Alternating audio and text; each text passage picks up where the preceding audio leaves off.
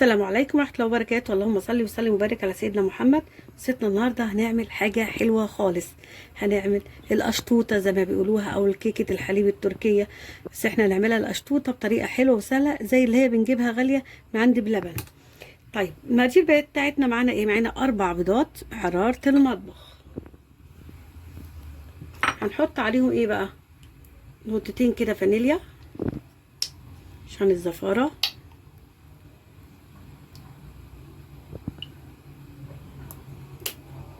وهحط برضو نقطة خل،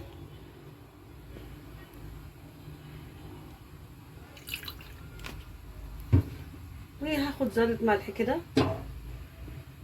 احنا حطينا الفانيليا وشوية الخل عشان الزفارة. هننزل ده كوباية سكر يا جماعة او مج سكر بمعنى الاصح، وابتدي اضرب بالمضرب. هنضرب البيض بتاعنا لحد مع السكر لحد ما عايزة لونه يبقى ابيض فاتح خالص كده وقوام تقيل.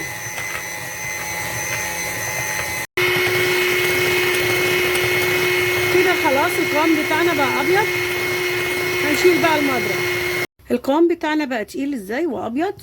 انا ضربتها لمده 5 دقايق. دي كوبايه 125 جرام، مج اللي هو 125 جرام يعني ربع كيلو دقيق. هننزل عليهم بمعلقه بيكنج باودر منخوله، دي منخول والبيكنج باودر منخول، وحتى ذره ملح يا جماعه. هبتدي بقى ان انا اقلب الدقيق بتاعي في الخليط ده كده لحد ما كله يتجانس مع بعض من تحت كده لفوق.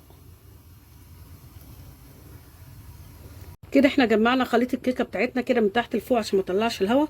عايزه اقول لكم ان الكيكه ديت ما بيتحطلهاش اي مواد دهنيه، لا زيت ولا زبده ولا سمنه ولا لبن، هي بيض وسكر ودقيق.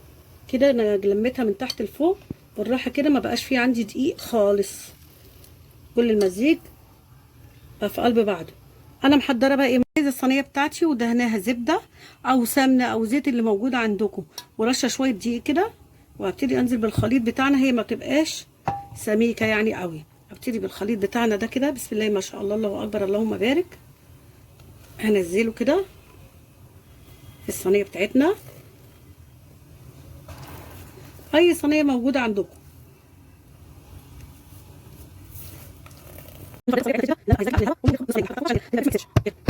كده انا خرجت الهواء منها. انا مسخنه الفرن قبلها ب10 دقايق. هنحطها في فرن درجه حراره 170 على الرف الاوسط.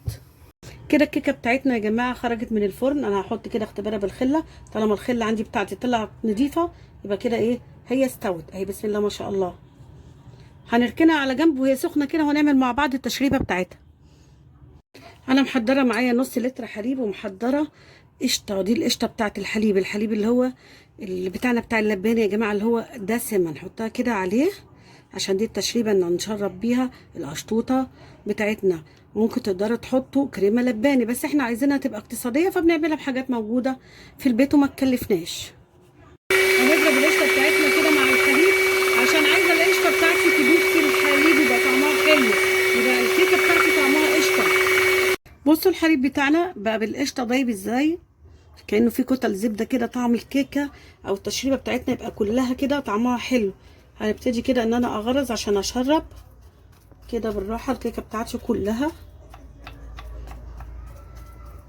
عشان تشرب الحليب بتاعنا. هبتدي اللبن بتاعنا كده بالقشطه اشرب بيه القشطوطه بتاعتنا. شايفين قطع القشطه بسم الله ما شاء الله، بدل الكريمه اللباني. تشرب كده بسم الله ما شاء الله وتاخد اول.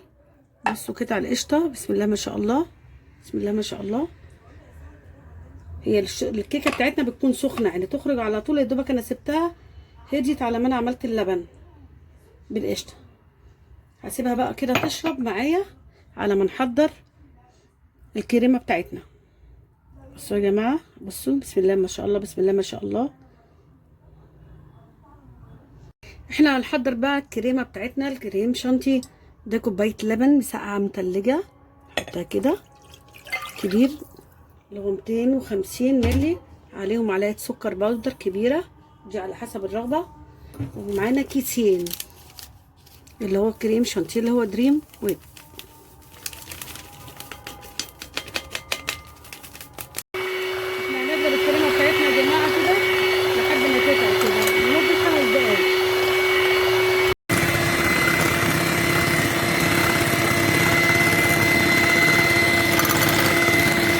الكريمه بتاعتنا يا جماعه بعد ما انا ضربتها لمده 5 دقايق، وعايزه اقول لكم على حاجه، ممكن نستغنى عن كوبايه اللبن ونحط مكانها ميه متلجه، اللي موجود عندكم اشتغلوا بيها. هبتدي ان انا احط الكريمه بتاعتنا كده، بسم الله ما شاء الله، عشان هفردها. انا حطيت الكيكه بتاعتنا في التلاجة بردت.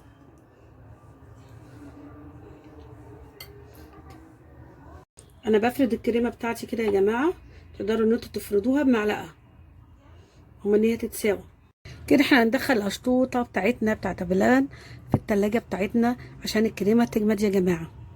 ده شكلها يا جماعه بعد ما حطيتها في التلاجة لمده ساعه. الكريمه بتاعتنا جمدت. انا محضره ايه؟ انا هحط لها مكسرات. انا محضره لوز على بندق على عين جمل على شويه زبيب اللي موجود عندكم، وانا بعملها بطريقه بلبن بالظبط اللي احنا بنجيبها جاهز، لكن ممكن نستغنى عن ده كله ونعمل صوص كراميل من فوق والكريمه اللي موجود عندكم اشتغلوا بيه عادي. ده ينفع وده ينفع. انا هقطع كده القشطوطه بتاعتنا، قطعتها وهرش المكسرات بتاعتنا كده، هملاها كده المكسرات بتاعتنا، بسم الله ما شاء الله. مخليش حته ما فيهاش، عاملاها في البيت ما شاء الله جميله. شايفين شكلها؟ بسم الله ما شاء الله، شايفين الشكل؟ هبتدي بقى نطلع قطع وندوق الحلاوه والجمال. بصوا يا جماعه الطعمه واللذاذه، حاجه كده قشطوطه فاخر من الاخر.